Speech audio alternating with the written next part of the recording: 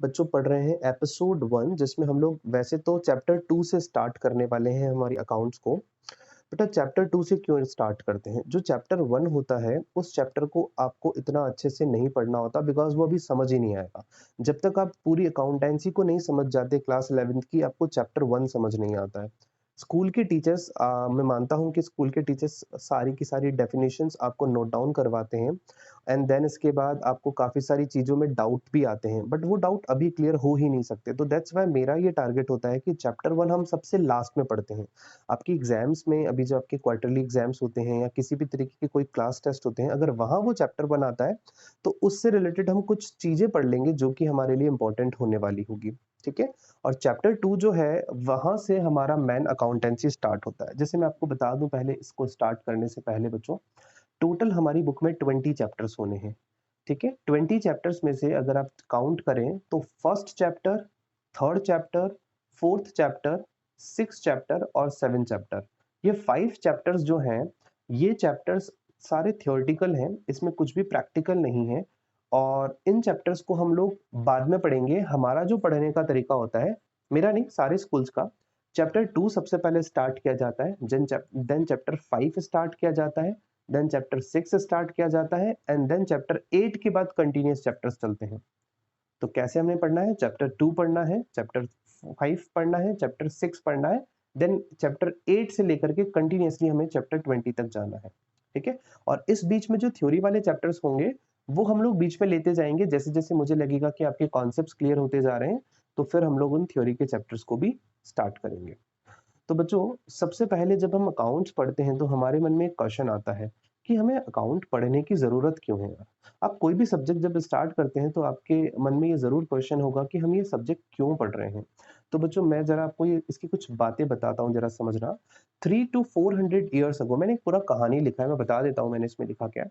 बेटा जब हम 300 से 400 साल पीछे जाएँ, जब पॉपुलेशन बहुत लिमिटेड थी तब बिज़नेसेस भी बहुत लिमिटेड हुआ करते थे, ठीक है?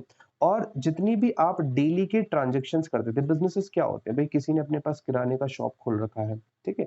अब किराने की शॉप पे 300 से 400 साल पहले गाँव के अंदर लोग ज़्यादातर मतलब हार्डली 2-300 लोग रहा करते थे, ठीक है? अब उनमें से भी 2-300 लोगों में से भी एक शॉप पे अगर मान लीजिए दिन के 5 कस्टमर्स आते हैं, एक दिन में 5 कस्टमर्स आते हैं, तो उसे ये पता है कि एग्ज़ैक्टली वो कितने रुपए कमा रहा है। ठीक है? उसको बहुत ज़्यादा अपनी अकाउंटिंग करने की ज़रूरत नहीं थी। अगर मेरे पास कोई एक पर्सन आ रहा है और मुझे पता है कि मैं उस पर्सन से ₹10 कमा रहा हूँ और ऐसे 5 पर्सन अगर मेरे पास पूरे दिन में आ गए, तो ऑब्वियस सी बात है मैंने कितने रुपए अर्न किए? 10 इंटू 5 ₹50 अर्न किए। ठीक है? तो जब पहले की हम बात करते हैं 3 टू 400 इयर्स अगो जब पॉपुलेशन लिमिटेड थी तो लोगों का बिज़नेस भी लिमिटेड था और बिज़नेस लिमिटेड था तो लोगों को पता था कि वो 1 दिन में या 1 महीने में कितना पैसा कमा रहे हैं, वो उसे काउंटिंग कर सकते थे अपने हाथ पे ही। ठीक है? क्योंकि इतना तो हमारे पास भी माइंड है कि हम लोग एग्ज़ैक्टली काउंट कर सकें कि ₹10 एक दिन में 1 पर्सन से कमाए और 5 पर्सन से हमारे पास टोटल ₹50 का प्रॉफिट हुआ। ठीक है? बट आज अगर आप देखो तो जैसे-जैसे पॉपुलेशन बढ़ता जा रहा है, बिज़नेसेस भी बहुत बड़े होते जा रहे हैं और बिज़नेसेस जैसे-जैसे फैलते जा रहे हैं, बहुत सारे ट्रांज़ैक्शंस बिज़नेसेस में होते हैं। ये ट्रांज़ैक्शंस का मतलब क्या होता है बच्चों? लेन-देन होना बिज़नेस में। जैसे फॉर एग्ज़ाम्पल आप स्कूल में जा रहे हैं पढ़ने के लिए, स्कूल में आप फीस दे रहे हैं और स्कूल उसके बदले में आपको एजुकेशन दे रहा है। ठीक है? वैसे ही जब आप मार्केट में कोई चीज़ लेने जाते हैं, फॉर एग्ज़ाम्पल आप शू स्टोर पे जा रहे हैं। आप शू स्टोर पे कोई शू पसंद करते हैं और आप उससे पैसे दे रहे हैं और उसके बदले में आप शूज़ ले रहे हैं। तो बच्चों, ये कहलाता है लेन और देन। मतलब एक चीज़ आ रही है, एक चीज़ जा रही है हमारे पास से। इसे हम लोग कहते हैं ट्रांज़ैक्शंस, ठीक है? तो बिज़नेस में जितने भी ट्रांज़ैक्शंस होते हैं, वो पहले तो लिमिटेड हुआ करते थे। बट अब जैसे-जैसे हमारे बिज़नेसेस वाइडर होते जा रहे हैं, वैसे-वैसे बहुत सारे ट्रांज़ैक्शंस होते जा रहे हैं। और बेटा बहुत सारे ट्रांज़ैक्शंस होंगे, तो यार हम लोग हमारे माइंड में कितने लोगों के साथ जो ट्रांज़ैक्शंस हमने किए हैं, वो याद रख पाएँगे? देखिए, पहले तक तो सब कुछ कैश में पहले तो कैश भी नहीं हुआ करता था, पहले तो आपका चलता था बार्टर सिस्टम आपने पढ़ा होगा बार्टर एक्सचेंज क्या होता है? जिसमें आप किसी कमोडिटी के बदले में दूसरे पर्सन से कमोडिटी लेते थे, ठीक है? बट वो सिस्टम जब से रुपी इन्वेंट हुआ, तब से वो सब चीज़ें खत्म हो गई। तो हमने ये बताया आपको अभी कि जैसे-जैसे पॉपुलेशन बढ़ी वैसे-वैसे बिज़नेसेस बढ़ते गए तो बिज़नेसेस के अंदर होने वाले ट्रांज़ैक्शंस भी बढ़ते गए, ठीक है? और अब अगर पर्सन को अपने बिज़नेस का एग्ज़ैक्टली प्रॉफ़िट या लॉस कैलकुलेट करना है, तो उन्होंने उसे अपने पास बुक्स में लिखना स्टार्ट किया कि यार मैंने ए नाम के पर्सन को तो 500 का गुड्स बेचा, उसका पैसा अभी आया नहीं है। बी नाम के पर्सन को 1000 का गुड्स बेचा जो हमें कैश दे गया। सी नाम के पर्सन को जो कि मेरा रिलेटिव है, इसको मैंने इतने रुपए का गुड्स बेचा। तो बेटा जब आपके पास नंबर ऑफ ट्रांज़ैक्शंस बढ़ने लगे आपके बिज़नेसेस में, तो आपने उसे एक कॉपी में लिखना स्टार्ट किया, एक बुक में लिखना स्टार्ट किया, जिसे हमने नाम दिया बुक्स ऑफ अकाउंट। अभी मैं आगे बताऊँगा, बुक्स ऑफ अकाउंट, ठीक है? जिसे हम लोग शॉर्ट में बीओए भी कहेंगे, बुक्स ऑफ अकाउंट, ठीक है? तो बुक्स ऑफ अकाउंट में जब कभी आप ट्रांज़ैक्शंस को लिखना स्टार्ट करते हैं, वहीं से हमारी अकाउंटिंग आती है बच्चों। वहीं से अकाउंटेंसी स्टार्ट होती है। जैसे आप कुछ भी लिखना स्टार्ट करते हैं अपने बिज़नेसेस के ट्रांज़ैक्शन को बुक्स में, वहीं से अकाउंटिंग स्टार्ट होती है, ठीक है? उसे हम लोग कहते हैं book keeping, book keeping. Book keeping एक प्रोसेस है जिसके अंदर हम हमारे ट्रांजैक्शन को रिकॉर्ड करते हैं, ठीक है? तो अगर किसी आपने आपके पेरेंट्स जो हैं वो अगर कोई बिजनेस करते हैं तो आप देखेंगे उनके पास भी या तो आजकल लैपटॉप होगा जिसके अंदर वो सारी चीजें एंट्री करते हैं, सब चीजें रिकॉर्ड करते हैं, और या कोई कॉपी होगी या कोई ऐसी जगह होगी जहाँ पे वो हम चीजें रिकॉर्ड करते हैं। तो यहाँ से ही अकाउंटिंग जो है वो स्टार्ट होती है बच्चों। अब आपके मन में और चीज़ आएगी, सर हम क्यों मतलब ये रिकॉर्ड भी क्यों करें? हमें क्या ज़रूरत रिकॉर्ड करने की? तो बच्चों, आपको पता होगा कोई भी बिज़नेसेस जो आप स्टार्ट करते हैं, उसका मेन मोटो होता है ज़्यादा से ज़्यादा प्रॉफ़िट अर्न करना। यार अगर मुझे कोई बिज़नेस प्रॉफ़िट दे रहा है, तो ऑब्वियस सी बात है मैं उस बिज़नेस को बढ़ाया जाऊँगा, और मुझे प्रॉफ़िट पता कैसे चलेगा कि कितना हो रहा है? तो एग्ज़ैक्ट प्रॉफ़िट जानने के लिए हमें लिखना पड़ता है, ठीक है? हमें रिकॉर्ड करना पड़ता है। आज आप लोगों को भी स्कूल में पढ़ाया जाता है, बट आपके पास कॉपी होती है। आप सुन कर के भी तो सीख सकते हो, बट आप लोगों को कॉपी दी जाती है, नोटबुक में आप लोग उनसे नोट करते हो। बेटा जो रिकॉर्ड करने की जो आर्ट है ना, ये ही अकाउंटिंग है। और अकाउंटेंसी में हम लोग हमारे जितने भी ट्रांज़ैक्शंस होते हैं, बिज़नेस से रिलेटेड जो भी ट्रांज़ैक्शंस होते हैं, उसे हम लोग रिकॉर्ड करते हैं। अब आपको आपको जान कर के ये बड़ा मज़ा आएगा कि आप जो अपनी नॉर्मल लैंग्वेज में जो अपनी अकाउंट रिकॉर्ड करते हो बुक में, जैसे फॉर एग्ज़ाम्पल मैंने ए को 50,000 का गुड्स बेचा, तो 50,000 रुपीज़ इज़ ड्यू फ्रॉम ए, अगर हमने ये नोट किया हमारी बुक में। तो बेटा अकाउंटेंसी में आप इसे इस तरीके से रिकॉर्ड नहीं करते। अकाउंटेंसी एक बिज़नेस की लैंग्वेज है। आप इस पूरे ट्रांज़ैक्शन को एक लैंग्वेज में कन्वर्ट करते हो। वो लैंग्वेज क्या है? वही मुझे आपको सिखानी है। पूरे साल भर में हम जो सीखेंगे ना, वो यही चीज़ें सीखने वाले हैं। ठीक है? तो बच्चों याद रखना, कभी भी आप कोई भी सब्जेक्ट पढ़ते हो ना, तो स्टार्टिंग की क्लास आपको थोड़ी-सी बोरिंग लगेगी। बिकॉज़ आपको हो सकता है कि उसमें काफ़ी सारी थ्योरी पढ़ाई जाए। बच्चों बट मैं ये जो आपको थ्योरी बता रहा हूँ, ये हिस्ट्री है हमारी अकाउंटेंसी की, ठीक है? और अगर आप ये चीज़ें दिमाग में रखोगे तब आपको अकाउंटेंसी पढ़ने का मज़ा आएगा। आपको पता होना चाहिए कि अकाउंटेंसी हम यूज़ कहाँ करने वाले हैं, ठीक है?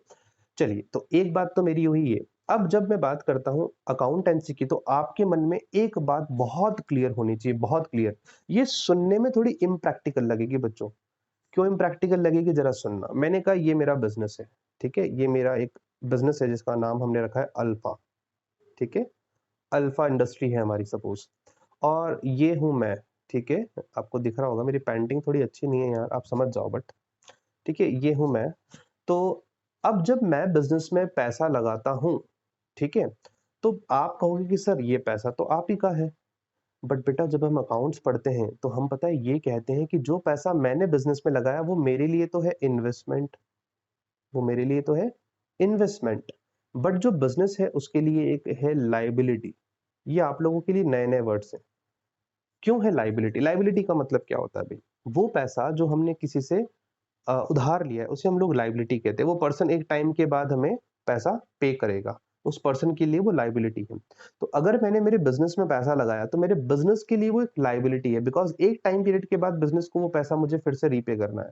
आप कहोगे सर ये कौन-सी इम्प्रैक्टिकल सी बातें कर रहे हो? बिज़नेस कौन है यहाँ पे? तो बेटा यही बात मैं आपको अब सिखा रहा हूँ। हमारी अकाउंटेंसी में क्या होता है, ज़रा समझना। हमारी अकाउंटेंसी में जो बिज़नेसेस होते हैं, ये मैंने जो मेरा बिज़नेस है, अल्फ़ा नाम का जो बिज़नेस, ये बिल्डिंग है मेरी अल्फ़ा की, ठीक है? और ये हूँ मैं, ये जो बिल्डिंग और मैं हूँ, हम दोनों के बीच में ना एक सेपरेट लीगल एंटिटी काम करती है। क्या है ये सेपरेट लीगल एंटिटी? इसे हम लोग सेपरेट लीगल एंटिटी या सेपरेट बिजनेस एंटिटी कहते हैं। ये हमारे अकाउंटेंसी का एक कॉन्सेप्ट है, जहाँ पे हम ये अज्यूम करते हैं, जहाँ पे हमें ये मानना पड़ता है कि आप जो इंसान हैं, आप जो ओनर हैं किसी बिजनेस के, आप एक सेपरेट पर्सन हैं। सेपरेट पर्सन बोले तो बच्चों हम जो है ना, हम लोग नेचुरल पर्सन काउंट होते हैं। नेचुरल मतलब हमें हम भगवान की देन है। एक इंसान भगवान की देन है। लेकिन जो बिजनेसेस होते हैं उसे मतलब जो नेचुरल पर्सन होते हैं वो क्रिएट करते हैं, तो इसे आर्टिफिशियल पर्सन कहते हैं। ये अभी टर्म्स बहुत आगे आएगी, अभी हम लोग ये सारी चीजें पढ़ेंगे, आर्टिफिशियल पर्सन और ये सब चीजें। ठीक है, तो जो मैं हूँ वो नेचुरल पर्सन हूँ और मेरा बिजनेस जो है वो एक आर्टिफिशियल पर्सन है। तो सेपरेट लीगल एंटिटी कॉन्सेप्ट ये कहता है कि बिजनेस बिजनेस और जो ऑनर है वो दोनों सेपरेट पर्सन है। सेपरेट, ये दोनों सेपरेट पर्सन है। सेपरेट बोले तो जब आप अकाउंटिंग करेंगे तो आप बिजनेस के पॉइंट ऑफ व्यू से उसे रिकॉर्ड करेंगे। ठीक है, वापस सुनना, ये जो कॉन्सेप्ट मैंने आपको बताया जरा समझना। सेपरेट लीगल एंटिटी कॉन्सेप्ट एक ऐसा कॉन्सेप्ट है जिसके अंदर ये चीज हमें अज्यूम करनी पड़ती है कि business and owner of the business are two separate persons. Business और ऑनर दो अलग अलग इंसान हैं, और जो हम अकाउंटिंग करते हैं बिजनेस में वो बिजनेस के पॉइंट ऑफ व्यू से करते हैं। इसीलिए तो जब हम पैसा बिजनेस में लगाते हैं वो बिजनेस के लिए एक लाइबिलिटी ट्रीट होता है। मेरे लिए तो इन्वेस्टमेंट है क्योंकि मैंने पैसा लगाया है उसमें। मेरा तो वो पैसा इन्वेस्टमेंट है क्योंकि वो मुझे रिटर्न जनरेट करके देगा, कुछ ना कुछ प्रॉफिट अर्न करके देगा। क्लियर? तो ये मेरा फर्स्ट सेपरेट लीगल एंटिटी। आपको जब भी कभी अकाउंट्स पढ़ोगे आपके मन में ऑलवेज ये वाला कॉन्सेप्ट होना चाहिए बच्चों। ये पता है ये कॉन्सेप्ट मैंने कहाँ से उठाया है? ये आपका जो चैप्टर 3 है ना, वहां पे ये कॉन्सेप्ट दिया है। बट मुझे चैप्टर 3 नहीं पढ़ाना, मुझे सिर्फ ये कॉन्सेप्ट जरूरी है क्योंकि अब जब मैं जो भी चीजें पढ़ाने वाला हूँ ना, उसके लिए काम करेगा। ओके, अभी तक जो भी मैंने पढ़ाया ये आपसे कोई भी बच्चा कोई भी नहीं पूछने वाला, ना आपके स्कूल के कोई टीचर पूछने वाले हैं, ना किसी तरीके का एग्जाम में क्वेश्चन आने वाला। ये सिर्फ बेसिक्स थे जो हमें अकाउंट्स स्टार्ट करने से पहले पता होने चाहिए। अब बच्चों हम लोग आ रहे हैं, एक चैप्टर 2 है हमारा बेसिक अकाउंटिंग टर्म। ये बेसिक अकाउंटिंग टर्म बच्चों चैप्टर 2 है। तो एक चीज समझना, आप कोई भी जब नया सब्जेक्ट पढ़ते हैं तो उस सब्जेक्ट की अपनी कुछ टर्मिनोलॉजी होती है। जैसे आप साइंस पढ़ करके आए तो साइंस में आपको पता है टिश्यू क्या होता है, सेल्स क्या होते हैं। ठीक है, वैसे ही जब हम अकाउंट्स पढ़ते हैं बच्चों, तो अकाउंट्स में अकाउंट्स की अपनी कुछ अकाउंटिंग टर्मिनोलॉजी होती है। तो यही हमारा चैप्टर है, यहीं से हमारी अकाउंटेंसी स्टार्ट होनी है।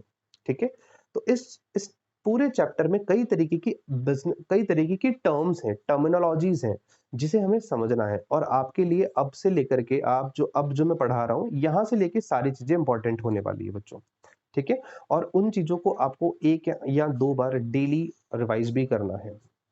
तो अब हम आ रहे हैं बिजनेस ट्रांजैक्शन। ऐसे कई सारे 25 से 30 तरीके की टर्म्स हम लोग इस चैप्टर में पढ़ने वाले हैं। उसमें से पहली टर्म है बिजनेस ट्रांजैक्शन। अगर मैं इजी लैंग्वेज में बोलूं तो बिजनेस के लेन देन। बच्चों दो टाइप के ट्रांजेक्शन होते हैं, एक होता है बिजनेस से रिलेटेड ट्रांजेक्शन, एक होता है डोमेस्टिक ट्रांजेक्शन। पहले मैं आपको डोमेस्टिक ट्रांजेक्शन बता देता हूँ। देखो बच्चा, डोमेस्टिक ट्रांजेक्शन का मतलब होता है मेरे पास घर पे पैसा सेव पड़ा है, उस सेविंग से मैंने एक कार ले ली मेरे पर्सनल यूज के लिए, मेरे बिजनेस की यूज नहीं आएगी वो कार, तो बेटा वो कहलाएगा डोमेस्टिक ट्रांजेक्शन। जब कभी कोई ट्रांजेक्शन हुआ ऑनर के बीच में और उसके घर के बीच में, घर के जो भी खर्चे होते हैं वो सारे डोमेस्टिक ट्रांजेक्शन्स होते हैं। उन डोमेस्टिक ट्रांजेक्शन्स को हम हमारे बिजनेस में रिकॉर्ड नहीं करते हैं। ये डोमेस्टिक ट्रांजेक्शन्स की जो अकाउंटिंग होती है वो घर की अकाउंट होंगी, आप अपने घर के खर्चों में इसे लिखो। जो बिजनेस ट्रांजेक्शन्स होते हैं वो क्या होते हैं? These are the transactions which are taken place in business connection. यानी जो भी आपके ट्रांजेक्शन बिजनेस से रिलेटेड है उसे हम लोग बिजनेस ट्रांजेक्शन्स कहेंगे। और आपकी अगर बुक में आप देखेंगे तो क्या लिखा है वहां पे, लैंग्वेज बिजनेस ट्रांजेक्शन्स क्या होते हैं?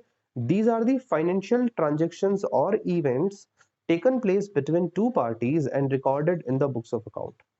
बिजनेस ट्रांजेक्शन्स ऐसे ट्रांजेक्शन्स हैं जो कि फाइनेंशियल ट्रांजेक्शन्स है। फाइनेंशियल मतलब यहाँ पैसों का लेन देन जरूर होता है। फॉर एग्जाम्पल, अगर मेरे पास मैंने मेरे बिजनेस में किसी ए नाम के पर्सन को एज एम्प्लॉय जॉब दी है, ठीक है, तो बेटा वो ए नाम का पर्सन मेरे बिजनेस में मुझे क्या देगा? मुझे सर्विसेज प्रोवाइड करेगा। अपनी सर्विसेज देगा और इसके बदले में मैं इस पर्सन को क्या दूंगा, ऑब्वियस सी बात है सैलरी पे करूंगा। तो बेटा ये बिजनेस के ट्रांजेक्शन्स में काउंट होगा क्योंकि यहाँ पे किसी ना किसी तरीके से कोई ना कोई पैसा इन्वॉल्व होगा। फाइनेंशियल ट्रांजेक्शन मतलब पैसा इन्वॉल्व होगा। तो बिजनेस ट्रांजेक्शन्स ऐसे फाइनेंशियल ट्रांजेक्शन्स या इवेंट्स होते हैं जो कि दो पार्टीज के बीच में होते हैं और इसे आप अपनी बुक्स ऑफ अकाउंट में रिकॉर्ड करते हो। तो बुक्स ऑफ अकाउंट क्या, यानी वो बुक्स जिसमें हम बिजनेस की अकाउंटिंग कर रहे हैं, उसमें हम लोग केवल वो ट्रांजेक्शन्स रिकॉर्ड करेंगे जो कि बिजनेस से रिलेटेड ट्रांजेक्शन्स हैं। डोमेस्टिक ट्रांजेक्शन्स को वहां रिकॉर्ड नहीं किया जाता। एक बात ठीक है। अगेन बिजनेस ट्रांजेक्शन्स को हमने अगेन दो टाइप्स में डिवाइड किया है। पहला होता है इंटरनल ट्रांजेक्शन्स और या अकाउंटिंग ट्रांजेक्शन्स, दूसरा होता है एक्सटर्नल या बिजनेस ट्रांजेक्शन्स। ये इसके नेम है। इंटरनल ट्रांजेक्शन्स क्या होते हैं, ऐसे ट्रांजेक्शन्स जो कि बिजनेस और ओनर के बीच में हुए हैं। जैसे फॉर एग्जांपल ओनर ने बिजनेस में पैसा लगाया बिजनेस स्टार्ट करने के लिए, तो बेटा ये ओनर और बिजनेस के बीच में होने वाला ट्रांजेक्शन है, इसे हम लोग इंटरनल ट्रांजेक्शन्स कहेंगे। और एक्सटर्नल या बिजनेस ट्रांजेक्शन्स क्या होते हैं, ऐसे ट्रांजेक्शन्स जो कि बिजनेस और आउटसाइडर्स के बीच में हुआ। आउटसाइडर्स बोले तो सपोज आपने किसी सप्लायर से आपने अपना रॉ मटेरियल बाय किया, तो बेटा वो सप्लायर आउटसाइडर काउंट होगा। तो बिजनेस का और सप्लायर के बीच में जो ट्रांजेक्शन्स हो रहा है उसे हम लोग एक्सटर्नल ट्रांजेक्शन्स कहेंगे। तो आई होप आपको बिजनेस ट्रांजेक्शन समझ आ गया होगा क्या है। बिजनेस ट्रांजेक्शन भी आपसे कभी नहीं पूछा जाएगा आपके पेपर में, ठीक है, आपकी कोई भी टेस्ट होता है वहां नहीं पूछा जाएगा। अब यहाँ से लेके जो टर्म्स हैं ये आपको बच्चों बहुत अच्छे से समझनी है और इसको थोड़ा सा लर्न भी करना पड़ेगा आप लोगों को। हमारे बिजनेस में, हमारे अकाउंटेंसी में हम लोग वर्ड यूज करते हैं कैपिटल, ठीक है। यहाँ कैपिटल का मतलब राजधानी से नहीं है बच्चों। जैसे आपको पता है इंडिया का कैपिटल दिल्ली है, तो वो कैपिटल वर्ड से यहाँ पे वो मीनिंग नहीं है। यहाँ पे जो कैपिटल का मतलब है, यहाँ कैपिटल का मतलब है it is the amount invested by the proprietor और partner in the business in the form of money और असेट हैविंग मॉनेटरी वैल्यू। यहाँ कैपिटल से मतलब है जो पैसा ऑनर ने, प्रोपराइटर वर्ड बोले तो यहाँ प्रोपराइटर वर्ड का मतलब होता है एक सिंगल ऑनर। जब कोई पर्सन किसी एक ही बिजनेस को कर रहा है और उसमें वो अकेला मालिक है तो उसे हम लोग सोल प्रोपराइटर कहते हैं। सोल मतलब अकेला, प्रोपराइटर मतलब ऑनर। तो यहाँ प्रोपराइटर का मतलब क्या है, ऑनर, सोल ऑनर। तो it is the amount invested by the proprietor और partner in the business in form of money और असेट हैविंग मॉनेटरी वैल्यू। अगर किसी प्रोपराइटर ने, अगर किसी पार्टनर ने किसी बिजनेस में पैसा इन्वेस्ट किया है, पैसा इन्वेस्ट करेगा तो ऑब्वियस सी बात है मनी में होगा, या उस पर्सन ने कोई असेट इन्वेस्ट की है, असेट। जैसे फॉर एग्जांपल मुझे एक मार्बल का कटर लगाना है, ठीक है, और मेरे पास ऑलरेडी मार्बल का कटर पड़ा है, तो मैंने मार्बल का कटर लगा करके एक बिजनेस स्टार्ट कर दिया। तो मैंने उसमें असेट इंट्रोड्यूस किया, ठीक है। उस असेट की कुछ ना कुछ मॉनेटरी वैल्यू होगी, मतलब वो कुछ कितने कुछ ना कुछ रुपए में खरीदी हुई होगी चीज। तो जब कभी कोई पार्टनर या प्रोपराइटर बिजनेस में पैसा इन्वेस्ट करता है मनी के फॉर्म में या असेट के फॉर्म में, तो उसे हम बिजनेस के लिए कैपिटल कहते हैं। ये हम किसके पॉइंट ऑफ व्यू से सारी टर्म पढ़ रही है बच्चों, बिजनेस के पॉइंट ऑफ व्यू से। जो पैसा ऑनर ने बिजनेस में लगाया उसे हम लोग कैपिटल कहते हैं और ये कैपिटल बिजनेस के लिए एक लाइबिलिटी होती है बच्चों। अभी ये लाइबिलिटी क्यों मैं बोला, मैंने लाइबिलिटी एक्चुअली मैं आपको आगे पढ़ाऊंगा क्या होता है लाइबिलिटी, बट समझना मैं यहाँ पे आपके लिए लिखा भी है। Capital is an investment for the proprietor और पार्टनर। अगर आपने किसी बिजनेस में पैसा लगाया तो ऑब्वियस सी बात है वो आपका पैसा इन्वेस्टमेंट कहलाएगा। इन्वेस्टमेंट क्या है, इन्वेस्टमेंट वो चीजें होती है जो हमें किसी न किसी तरीके से कोई रिटर्न जनरेट करके देता है या कोई प्रॉफिट अर्न करके देता है, ठीक है। लेकिन यही चीज लाइबिलिटी होती है बिजनेस के लिए। और कौन सी लाइबिलिटी, इंटरनल लाइबिलिटी। यानी जब अभी हमने पढ़ा था इंटरनल लाइबिलिटी क्या होता है बच्चों, पीछे मैंने बताया था आपको बिजनेस ट्रांजेक्शन में ऐसे ट्रांजेक्शन जो कि बिजनेस और ऑनर के बीच में होते हैं उसे हम लोग इंटरनल ट्रांजेक्शन कहते हैं। तो इंटरनल लाइबिलिटी क्या होगी, बिजनेस और ऑनर के बीच का लाइबिलिटी इंटरनल लाइबिलिटी होगा। तो आई थिंक आपको कैपिटल भी समझ आ गया होगा बच्चों। नेक्स्ट टॉपिक है हमारा ड्राइंग्स, ठीक है। आपको पता होगा हम लोग आर्ट एंड क्राफ्ट जब सब्जेक्ट पढ़ते हैं तो वहाँ पे ड्राइंग्स का मतलब होता है ड्रॉ करना। आप कोई भी पेंटिंग बना लो उसे ड्राइंग कहते हैं। बट यहाँ पे जब हम बात करते हैं ड्राइंग्स की, बात करते हैं ड्राइंग्स, जो वर्ड है हमारी अकाउंटेंसी में यूज किया जाता है जब कभी कोई पार्टनर या प्रोपराइटर बिजनेस से पर्सनल यूज के लिए कुछ पैसा निकालता है या बिजनेस की कोई असेट यूज करता है या बिजनेस की कोई गुड्स यूज करता है, उसे ड्राइंग्स कहा जाता है बच्चों। जैसे मान लीजिए मेरा एक मार्बल का बिजनेस है सपोज, ठीक है, और मार्बल के बिजनेस में मैंने सोचा कि भाई मेरे घर पे मेरे घर का रिनोवेशन हो रहा है और मैंने मेरे मार्बल के बिजनेस से वो मार्बल मेरे घर के यूज के लिए लिया, डोमेस्टिक यूज के लिए मैंने उस मार्बल को निकाला। ठीक है? तो बच्चों ये कहलाएगी ड्राइंग्स। जब आप अपने बिजनेस से आपका बिजनेस का कोई गुड्स अपने पर्सनल यूज के लिए लेते हैं तो उसे हम लोग टर्म देते हैं ड्राइंग्स। ठीक है? और अगर वैसे ही आपने मान लीजिए सपोज मैंने मेरे बच्चे की स्कूल की फीस भरने के लिए बिजनेस से पैसा निकाला तो बेटा वो भी ड्राइंग्स कहलाएगा क्योंकि आपने पैसा निकाला। ऐसे ही मान लीजिए बिजनेस में मेरा एक फर्नीचर था, वो बिल्कुल वेस्ट पड़ा था, वो यूज नहीं आ रहा था, मैंने वो फर्नीचर घर पे यूज में ले लिया तो वो भी ड्राइंग्स कहलाएगा। ठीक है? जब हम पैसों की ड्राइंग्स करते हैं तो उसे कहते हैं ड्राइंग्स ऑफ कैश। जब हम गुड्स की ड्राइंग करते हैं यानी गुड्स पर्सनल यूज के लिए निकालते हैं तो लिखते हैं ड्राइंग्स ऑफ गुड्स। और अगर आप असेट पर्सनल यूज के लिए लेते हैं तो उसे हम लोग कहते हैं ड्राइंग्स ऑफ असेट। ठीक है? तो पर्सनल यूज के लिए जब कभी बिजनेसेस क्या निकालते हैं, कैश निकालते हैं या गुड्स निकालते हैं या असेट्स बिजनेस से निकालते हैं तो उसे हम लोग ड्राइंग्स कहते हैं। याद रखना एक चीज, जब कभी आप गुड्स अपने घर के लिए यूज में ले रहे हो बच्चों तो हम हमारी बुक्स में कॉस्ट प्राइस लिखेंगे। फॉर एग्जांपल मार्बल का एक ब्लॉक जो कि मैं मेरे घर के लिए यूज ले रहा हूँ, मान लीजिए उस ब्लॉक का प्राइस है 10,000 की कॉस्ट है उसकी, मैंने कॉस्ट 10,000 में खरीदा है। बट जब मैं उसे मार्केट में बेचता हूँ तो उसकी मार्केट प्राइस मैं 20,000 में बेचता हूँ, 10,000 का टोटल मुनाफा होता है मेरा उस पर। तो बेटा मैं जब मेरी बुक्स में रिकॉर्ड करूंगा कि मैंने मेरे घर के लिए जो मार्बल लिया वहां पे मैं 10,000 रुपए रिकॉर्ड करूंगा क्योंकि मैं तो कॉस्ट से लेके जाऊंगा ना, कॉस्ट प्राइस से लेके जाऊंगा, मैं क्यों सेलिंग प्राइस पे करूंगा मेरे बिजनेस को। पहली बात पे नहीं करूंगा, बस मेरी बुक्स में एंट्री पास करूंगा तो मैं 10,000 से करूंगा जो कि कॉस्ट प्राइस है। तो मैंने यही ये चीज लिखी है, goods are always valued at cost not the selling price when taken by the proprietor for his personal use. जब कभी गुड्स प्रोपराइटर अपने पर्सनल यूज के लिए लेके जाता है तो उसकी जो कॉस्ट होती है हम लोग उसे काउंट करते हैं हमारी बुक्स ऑफ अकाउंट में। ठीक है? तो ड्राइंग्स नाम का टॉपिक समझ आता है आपको। एक और टॉपिक छोटा सा जो आज के लिए हम लोगों ने और रखा है वो है लाइबिलिटी। ठीक है? ये चार आज हम लोगों को बेसिक टर्म्स पढ़नी थी। तो लाइबिलिटीज क्या होती है बच्चों? Liabilities these are certain obligations और due which firm has to pay. Liabilities ऐसी ऑब्लिगेशंस होती है बिजनेस की जिससे कि फर्म को पे करना होता है एक अपकमिंग टाइम पीरियड में। जैसे फॉर एग्जांपल आप कोई बिजनेस करते हो, आपने सप्लायर से कोई माल खरीदा, गुड्स खरीदा और वो गुड्स आपने उसे उसका पेमेंट अभी आपने इमीडिएटली नहीं किया, आपने कहा 1 मंथ के बाद करेंगे, तो बेटा वो आपके बिजनेस की एक लाइबिलिटी है। एक मैं वर्ड यूज करता हूँ बच्चों, गुड्स, GOODS। तो आप लोग आई होप कंफर्टेबल होंगे। गुड्स का मतलब होता है जो माल हम लोग बेच रहे हैं। जैसे फॉर एग्जांपल अगर कोई मार्बल बेचने वाला बंदा है तो बेटा उसके लिए वो मार्बल के जो ब्लॉक है ना वो गुड्स है। अगर कोई फर्नीचर बेचने वाला बंदा है तो बच्चा उसके लिए लकड़ी या फर्नीचर का कोई भी आइटम होता है, लकड़ी का कोई भी आइटम होता है, वो गुड्स होता है। वैसे ही अगर कोई शू मेकिंग कंपनी है तो उसके लिए शूज गुड्स है। गुड्स का मतलब होता है वो चीज जिसके साथ हम डील कर रहे हैं, जिसका हम बिजनेस कर रहे हैं ना, उसे गुड्स कहते हैं। ठीक है? ये चीजें थोड़ी थोड़ी और क्लियर होगी। कहीं पे भी अगर आपको कोई डाउट हो ना तो आप इमीडिएटली पूछ लेना, कोई प्रॉब्लम नहीं है। तो बच्चों लाइबिलिटी हम लोग पढ़ रहे थे। लाइबिलिटी वो ऑब्लिगेशंस और ड्यू होती है फर्म की जो कि फर्म को पे करना होता है। लाइबिलिटीज दो टाइप की है, एक नॉन करंट, एक करंट लाइबिलिटीज। दोनों को हमने डिफाइन कैसे किया है? नॉन करंट लाइबिलिटीज बच्चों ऐसी लाइबिलिटीज है जिसको आपको 12 मंथ के बाद पे करना है या एक अकाउंटिंग ईयर के बाद पे करना है। अभी अकाउंटिंग ईयर क्या होता है?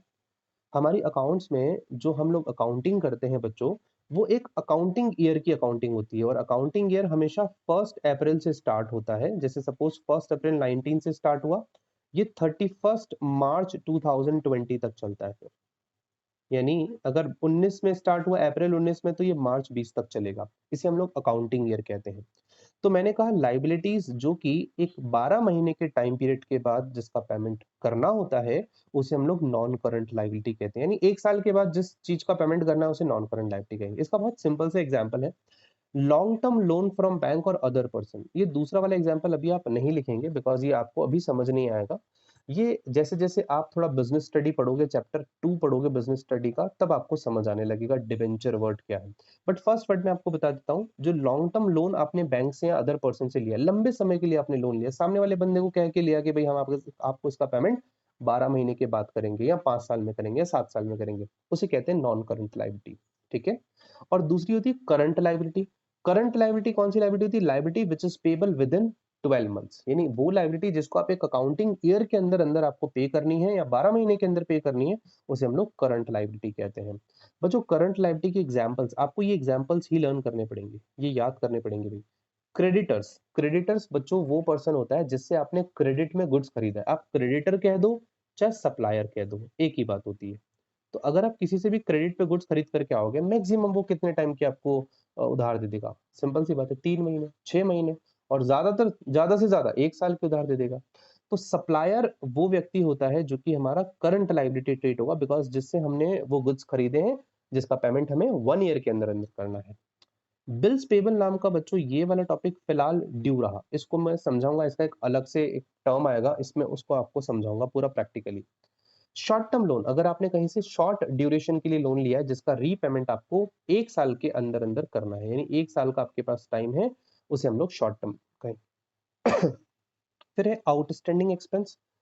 एक्सपेंसेस, ऐसे एक्सपेंसेस जो कि ड्यू हैं बट आपने उसका पेमेंट नहीं किया है, अकाउंटिंग ईयर खत्म हो गया और तब तक भी, उसे आउटस्टैंडिंग एक्सपेंस कहा जाएगा। एक्सपेंस मतलब खर्चा होता है बच्चों। जैसे मान लीजिए ए नाम का व्यक्ति मेरे पास एज ए एम्प्लॉय जॉब कर रहा है, मुझे इसको सैलरी देना होता है 10,000 पर मंथ का, ठीक है। और मान लीजिए फरवरी और मार्च 2 महीने, अभी मतलब फरवरी छोड़ दो, मार्च वाला महीना जिसमें कोरोना वाला स्टार्ट हो गया टाइम, तो बेटा मार्च वाले महीने की सैलरी मैंने उसे 10,000 रुपए नहीं दी अभी। अब चल क्या रहा है, मार्च खत्म हो गया, इसके बाद अब चल क्या रहा है, जुलाई जून चल रहा है। तो ये 10,000 रुपए मेरे लिए आउटस्टैंडिंग एक्सपेंस है, मतलब एक्सपेंसेस विच इज ड्यू, मतलब बंदे ने आके काम तो कर दिया मेरे लिए बट मैंने उस पर्सन को वो उसका सैलरी पे नहीं किया, तो इसे आउटस्टैंडिंग एक्सपेंस कहा जाता है। और ये आउटस्टैंडिंग एक्सपेंस एक करंट लायबिलिटी है, बिकॉज मुझे वो पे करना पड़ेगा, ठीक है। इसके शॉर्ट में मैंने ब्रैकेट में ओ ऑब्लिक एस लिखा है, इसे हम लोग शॉर्ट में लिख सकते हैं ऐसे। और एक आता है अनअर्न्ड इनकम। अनअर्न्ड इनकम क्या होती है बच्चों? अनअर्न्ड बोलो या एडवांस बोलो, अगर आपने कोई इनकम एडवांस में रिसीव कर ली तो उसे एडवांस इनकम या अनअर्न्ड इनकम कहा जाता है। फॉर एग्जांपल, सपोज मैंने जो है वो आप लोगों से, जैसे हमारा एकेडमी जो चलता है ना, उसमें आपसे सपोज 10,000 रुपीज का आपका फी और वो आपसे एडवांस ले लिया हमने। तो बेटा जब एडवांस फी ले लिया तो अब हमारे लिए रिस्पॉन्सिबिलिटी बनेगी कि हम आपको सर्विसेज प्रोवाइड करें, आपको एजुकेशन प्रोवाइड करें। तो unearned income is a income which is received in advance for next accounting year, और आप ये कह सकते हो कि आपको वो पैसा जो आपको एडवांस में मिल गया, जिसके बदले में अभी आपने काम नहीं किया, उसे आप कहते हैं अनअर्न्ड इनकम और एडवांस इनकम, ठीक है। तो आपको ये बच्चों ये वाली सारी टर्मिनोलॉजी, ये सारी चीजें याद रखनी पड़ेगी, ठीक है। हालांकि हमने इसके बारे में भी एक एक टर्म्स बाद में डिस्कस करेंगे, बट आप लोगों को फिलहाल आज के लिए ये 4 टर्म्स अच्छे से पढ़नी है और उसको लर्न करना है। आज की जो टर्म है उसमें ये लाइबिलिटीज बहुत अच्छे से आपको याद करनी है, एक कैपिटल बहुत अच्छे से आपको याद करना है, ठीक है। बाकी चीज तो आप धीरे धीरे समझ जाओगे।